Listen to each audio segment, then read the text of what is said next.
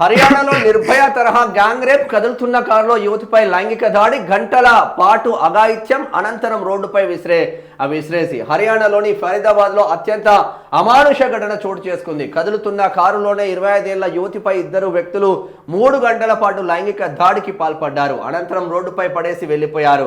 పోలీసులు తెలిపిన వివరాల ప్రకారం ఓ మహిళ తన చెల్లితో గొడవపడి స్నేహితురాలి ఇంటికి వెళ్లేందుకు కళ్యాణ్పురి ప్రాంతంలోని మెట్రో స్టేషన్ దగ్గర ప్యాసింజర్ ఆ వెహికల్ కోసం వెయిట్ చేయగా ఓ కారు వచ్చింది. లిఫ్ట్ అడగ్గా కారులోని ఇద్దరు వ్యక్తులు ఆమెను నమ్మించి కారు ఎక్కించుకున్నారు. అనంతరం దారి మళ్లించి గుర్గాం రోడ్డు వైపు తీసుకెళ్లి కారులోనే లైంగిక దాడి చేశారు. నిర్మానుష్య రోడ్లపై తీసుకెళ్తూ బాధితురాలికి ఏమాత్రం సాయం అందే అవకాశం ఇవ్వలేదు. ఆ తర్వాత వాహనం నుంచి బయటకు విసిరేసి వెళ్లారు. దీంతో బాధిత మహిళ తన సోదరికి ఫోన్ చేసి ఈ విషయం చెప్పింది. వెంటనే ఘటన స్థలానికి చేరుకున్న ఆయన మహిళలకు తీవ్ర గాయాలు కావడంతో వెంటనే ఆసుపత్రికి తరలించారు.